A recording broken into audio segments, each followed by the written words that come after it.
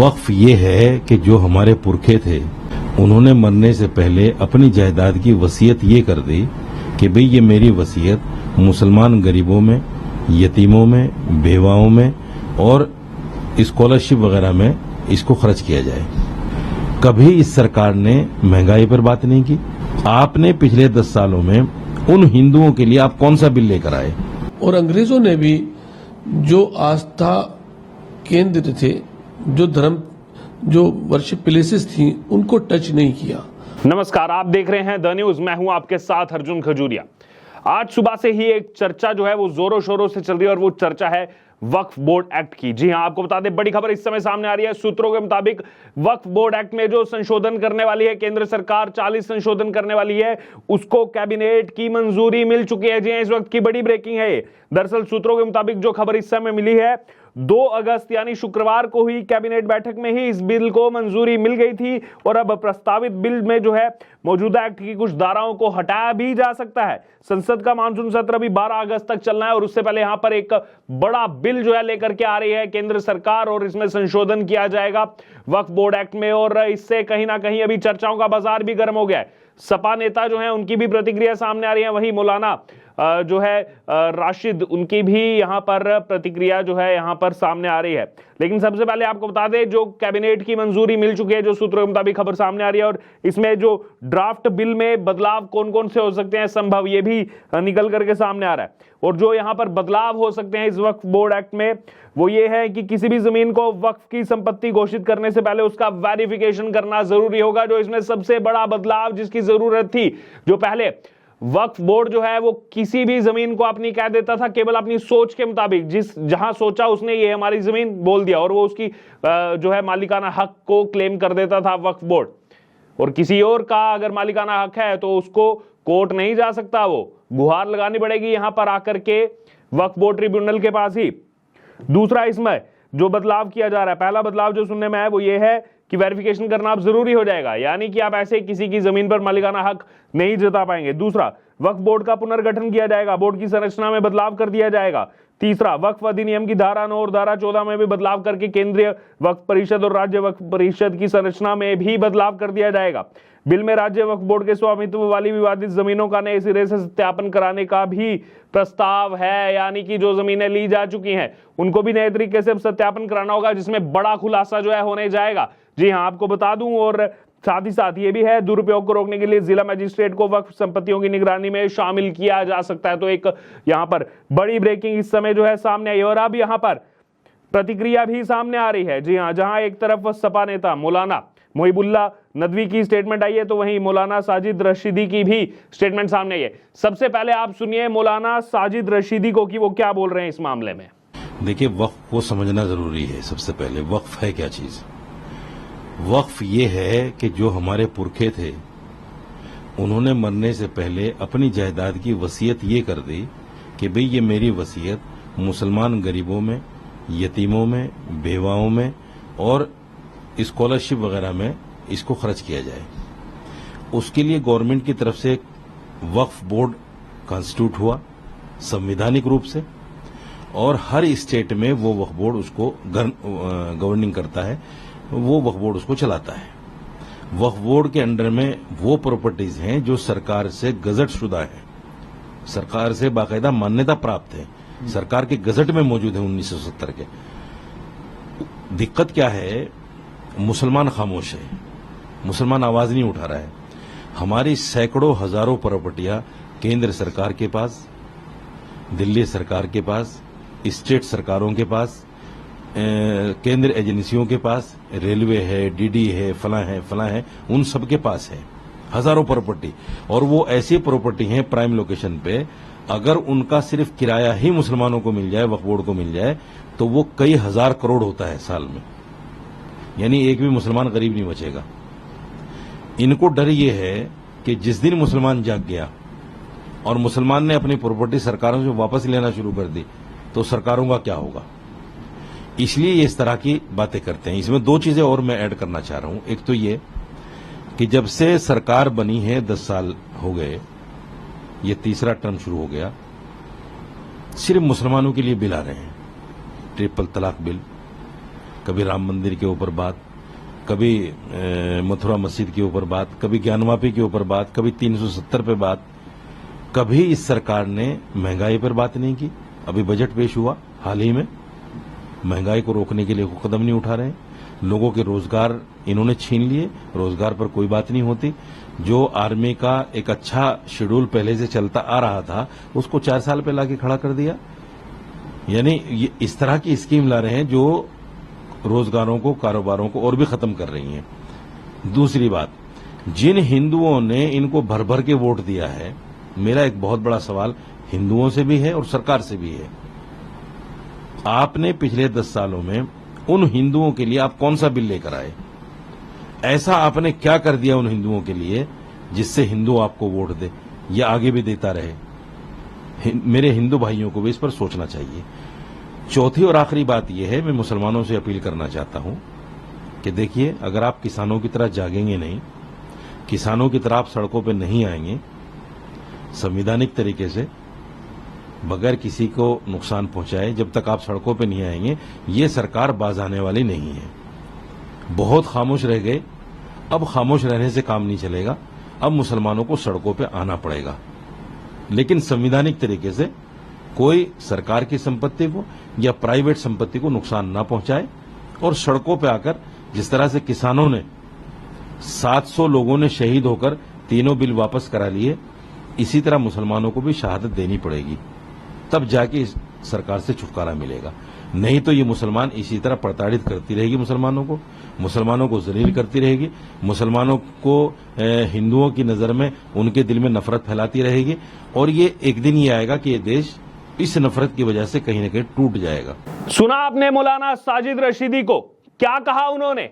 ध्यान से अगर आपने उनकी बातें सुनी हो तो वो कह रहे हैं कि अब ये जो लाया जा रहा है, किसानों की तरह शहादत देनी पड़ेगी। आप ध्यान से सुनिए इस मौलाना साजिद रशीदी की बातों को, किस तरीके से उकसाया जा रहा है यहां पर लोगों को। और क्या कह रहे हैं? मुसलमानों को सड़कों पर निकलना पड़ेगा। जी हां, आपने सुना अभी बाइट में मौलाना साजिद रशीदी को, और कह रहे हैं कि आखिर के शहादत देनी पड़ेगी जैसे किसानों ने शहादत दी है। और इसी बीच बोलते बोलते उन्होंने ये कह दिया कि थोड़ा सा इसमें बस ये ध्यान देना कि संवैधानिक तरीके से चीजें हो जैसे किसान आंदोलन में हुई थी। लेकिन जो किसान आंदोलन हुआ था उसमें जो लाल किले के अंदर किया गया था, क्या वो संवैधानिक था? क्या उसको संवैधानिक जो है यहां पर करार दे रहे हैं मौलाना साजिद रशीदी? और सुनिए और क्या क्या कहा इन्होंने कहा कि हमारी कई वक्फ बोर्ड की कई संपत्तियां जो है वो सरकार के पास हैं, हम इनसे अगर किराया ले लेते तो हजारों करोड़ रुपया जो है किराया हो जाता। 200 साल से जो है यहां पर ये सब हमारे पास है। अरे अगर आप 200 साल की बात करोगे तो फिर 2000 साल पुरानी बातें भी निकल करके सामने आएंगी। आखिरकार कैसे इतनी संपत्ति हो गई वक्फ के पास, जैसे ही कांग्रेस ने असीमित शक्तियां दी यहां पर वक्फ बोर्ड को? उसके बारे में मौलाना साजिद रशीदी कुछ नहीं बोलेंगे आकर के। अच्छा, आगे सुनिए, आगे कह रहे हैं कि जब से सरकार आई है तब से केवल मुसलमानों के लिए बिल लाई है, ट्रिपल तलाक, राम मंदिर, मथुरा मस्जिद, ज्ञानवापी, 370। सबसे पहले तो ये बता दीजिए मौलाना साजिद रशीदी की 370 का आखिरकार मुसलमानों से क्या लेना देना था? वो जम्मू कश्मीर से रिलेटेड था अनुच्छेद 370, लेकिन इनको तो भड़काना है। और क्या बोल रहे हैं? कह रहे हैं मैं अपने हिंदू भाइयों से अपील करूंगा कि आप देखिए, आप जो बढ़ चढ़कर बीजेपी को वोट देते हो, बीजेपी ने आपके लिए क्या किया है? बीजेपी जो है वो आपके लिए कुछ नहीं किया, कोई आपके लिए बिल नहीं लाया। अरे ये वही मौलाना साजिद रशीदी हैं जो कुछ दिन पहले तक डिबेट में कहते थे कि बीजेपी जो है केवल हिंदुओं के लिए कर रही है, केवल हिंदुओं का पर ध्यान दिया जा रहा है, राम मंदिर बना दिया गया, हिंदुओं को खुश किया जा रहा है। और आज इनकी स्टेटमेंट पलट गई, आज यहां पर ये कह रहे हैं कि देखिए हिंदुओं के लिए कोई बिल नहीं आया। अरे मौलाना साजिद रशीदी, अगर आप ध्यान देंगे तो यहां पर ये जो बिल लाया जा रहा है, इससे सबसे ज्यादा अगर किसी का फायदा है तो वो हिंदुओं का है, क्योंकि इन्हीं की जमीन पर किस तरीके से जो है वक्फ बोर्ड जाकर के बैठ जाता था कि ये तो हमारी जमीन है। तमिलनाडु का आप एग्जांपल ले लीजिए, बहुत जगह से एग्जांपल देखने को मिलते थे। तो ये राहत जो है उन्हीं को मिलेगी, और केवल हिंदुओं को नहीं, सबको राहत मिलेगी जो इसमें जो है विक्टिमाइज हुए हैं, यहां पर इस वक्फ बोर्ड का शिकार हुए हैं, उन सबको इससे जो है राहत मिलने वाली है। आगे क्या कह रहे हैं? आगे कह रहे हैं कि सड़कों पर आ जाओ, केवल नफरत फैला रही है सरकार, कुछ नहीं कर रही है, मुसलमानों को जो है यहां पर उन्हीं के साथ भेदभाव किया जा रहा है। अरे मौलाना साजिद रशीदी, ये तो बता दो कि कितने पीएम आवास योजना के नाते जो है यहां पर घर मिले? बाइफरकेट नहीं करना चाहिए जातियों में, धर्म में, लेकिन जो आप ये फैलाने का काम कर रहे हो, फिर कहते हो हिंदू मुस्लिम नहीं करते हैं हम लोग। आप ये बताइए ना कितनी योजनाओं का लाभ यहां पर मिला है, उसके बारे में आपने बात नहीं की। और क्या कह दिया आकर के कि केवल मुसलमानों को जो है यहां पर निशाना बनाया जा रहा है। पीएम आवास योजना निकाल करके ले लीजिए, आयुष्मान कार्ड योजना निकाल करके ले लीजिए, जो तमाम यहां पर केंद्र सरकार ने योजनाएं चलाई हैं उसमें सीधा लाभ अगर बात की जाए तो क्या मुसलमानों ने नहीं लिया? उनको भी उसका लाभ मिला, लेकिन उसके बारे में मौलाना साजिद रशीदी नहीं बोले। क्यों? क्योंकि भड़काना है, आपस में जो है यहां पर भेदभाव पैदा करना और फिर बाकियों पर आरोप लगा देना है भेदभाव का। यह सच्चाई है मौलाना साजिद रशीदी की। इतना ही नहीं, एक और सपा नेता भी हैं यहां पर, मौलाना मोहिबुल्लाह नदवी। उनको सुनिए एक बार क्या बोल रहे हैं मौलाना, जो यहां पर मोहिबुल्लाह नदवी है, उनकी एक बार स्टेटमेंट सुनिए। फिर एक चीज और भी है, अब वक्फ अमेंडमेंट बिल ला रहे हैं, कांग्रेस भी लाई थी, लेकिन वक्फ कोई अभी से नहीं, कोई कांग्रेस का लाया हुआ नहीं है वक्फ। 1942 में अंग्रेजों ने भी जो है सुन्नी मजलिस औकाफ के नाम से अंजुमनें थी, अलग अलग उस दौर की जो भी संस्थाएं थी, सोसाइटियां थी, उनके तहत बहुत सी मस्जिदों को, जो मस्जिद में आप भी जिस मस्जिद में बैठे हैं ये भी रायसीना गांव की मस्जिद थी, और अंग्रेजों ने भी जो आस्था केंद्र थे, जो धर्म, जो वर्शिप प्लेसेस थी, उनको टच नहीं किया। आसपास की जगह बेशक उन्होंने एक्वायर की, लेकिन उन्होंने धर्म के मामलात में इंटरफेयर नहीं किया।